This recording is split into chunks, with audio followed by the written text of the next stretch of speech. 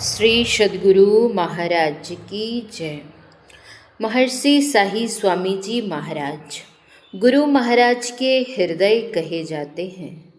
इनका शैशव काल बड़ा ही सुखद और स्नेहपूर्ण रहा था। गांव के मंदिरों में घंटों पूजा अर्चना में लीन रहा करते थे। स्नान करने के बाद भगवान भास्कर की पूजा किया करते थे। किशोरावस्था में इनको फुटबॉल, कबड्डी, वॉलीबॉल आदि से काफ़ी लगाव था। पूज्य शाही बाबा जी के कुल गुरु विद्वान व्यक्ति थे। ये हर साल नौतन अवश्य पधारते थे। परिवार के लोगों ने जब यह देखा कि इनकी पूजा पाठ में विशेष अभिरुचि है, तो उन लोगों ने इन्हें गुरुमुख होने की सलाह दी।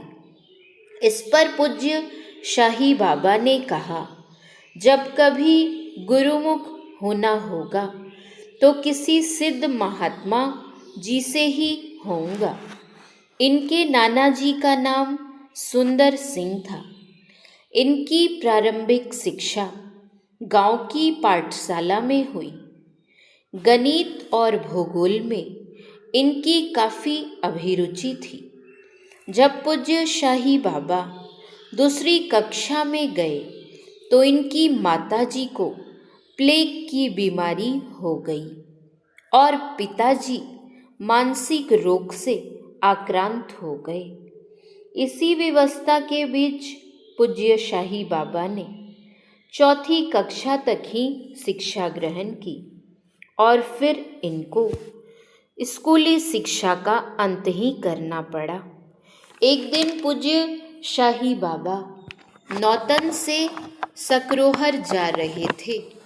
रास्ते में इन्होंने भारी भीड़ को देखा तो लोगों से पूछने लगे कि क्या हुआ है। तो इन्हें पता चला कि पनसलवा गांव में संतमत सत्संग का वार्षिक सम्मेलन था। सत्संग समापन के पश्चात श्रोतागण वापस लौट रहे थे, इसलिए वहाँ बहुत भीड़ थी। तो इन्होंने उन लोगों से संतमत सत्संग और महर्षि में ही परमहंस जी के संबंध में जानकारी प्राप्त की और सत्संग पंडाल को देखने के लिए चले गए। इनके हृदय में गुरु महाराज के प्रति अगाध श्रद्धा उत्पन्न हो गई। पूज्य शाही स्वामी जी महाराज को विश्वास हो गया कि वे एक पहुँचे हुए संत हैं। उस समय कुप्पा घाट आश्रम का निर्माण नहीं हुआ था। गुरु महाराज परवत्ती आश्रम में विराजमान थे। पूज्य शाही स्वामी जी महाराज आश्रम पहुँच गए और गुरु महाराज के दर्शन किए और फिर अपना शीश नवाया। इन्होंने गुरु महाराज से कहा कि हुजूर, मैं गुरुमुख होने आया हूँ। गुरु महाराज बोले, ठीक है, मैं पहले आपकी जांच करूँगा कि आप ध्यान भजन करेंगे या नहीं, तभी मैं आपको दीक्षित करूँगा। ये गुरु महाराज का उपदेश सुनने के लिए 1 सप्ताह तक वहीं ठहर गए।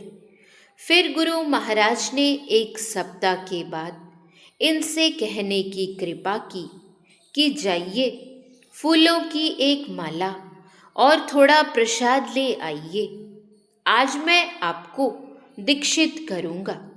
23 फरवरी 1946 ईस्वी को इन्होंने दीक्षा ग्रहण की और आज ये एक महान संत के रूप में जाने जाते हैं।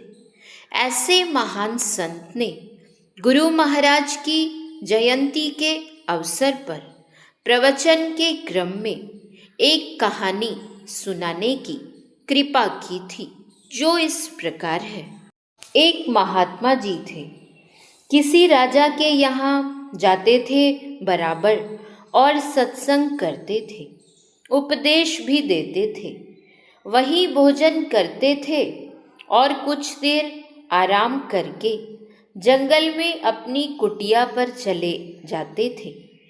एक दिन सत्संग करने गए और भोजन किया। जिस कमरे में आराम कर रहे थे उस कमरे में रानी का हार टंगा हुआ था। उसे उठाकर इन्होंने अपनी झोली में रख लिया और चले गए अपनी कुटिया में। फिर हार की खोज होने लगी। महात्मा जी पर अविश्वास करने का कोई कारण ही नहीं था। जिस पर संदेह था उससे पूछा गया, उसे मारा पीटा भी गया, लेकिन हार का कहीं पता नहीं चला। उधर महात्मा जी को रात में अतिसार हो गया, कई बार पखाना हुआ, इसलिए शरीर बहुत कमजोर हो गया। सवेरे जब अपने स्थान में आए तो सोचने लगे, यह हार हम चुरा कर क्यों ले आए? हमारी बुद्धि कैसे ऐसी हो गई? जाते हैं राजा के यहाँ। राजा के सामने हार को रख दिया। राजा से कहा, यह हार हम चुरा कर ले गए थे। राजा ने कहा, आप हार क्यों चुराएंगे? कोई और चुरा कर ले गया होगा। उसने देखा होगा कि इसको हम पचा नहीं सकेंगे तो आपको दे दिया होगा। आप दूसरे का पाप अपने सिर पर क्यों ले रहे हैं? महात्मा जी ने कहा, बात ऐसी नहीं है, हार तो हमने ही चुराया है, लेकिन चोरी वाली बुद्धि मेरी कैसे हो गई, यह बात समझ में नहीं आ रही। आप जरा भोजन बनाने वाले अपने रसोइये को बुलाइए तो। रसोइये को बुलाया गया। उससे पूछा गया, कल जो तुमने भोजन कराया था वह अन्न कैसा था? उसने कहा, महाराज, सब कुछ तो दरबार का था, लेकिन खीर जो हमने बनाई थी उसका जो चावल था वह चोरी का था। चोर को तो सजा हो गई, लेकिन चोरी के उस सामान में चावल बहुत अच्छा था। उसी चावल की खीर मैंने बनाई थी। तब महात्मा जी समझ गए कि वही चोरी वाला अन्न खाने के कारण हमारी बुद्धि चोर वाली हो गई, जिससे हमने ऐसा काम कर दिया। कहने का मतलब है, जैसा अन्न वैसा होवे मन, अर्थात सच्चाई और ईमानदारी की कमाई तो होनी ही चाहिए, साथ ही दुष्कर्म और पाप से वंचित कमाई होनी चाहिए। इन सब बातों को आप अपने जीवन में उतारिए। श्री सद्गुरु महाराज की जय। श्री सद्गुरु महाराज की जय। श्री सद्गुरु महाराज की जय।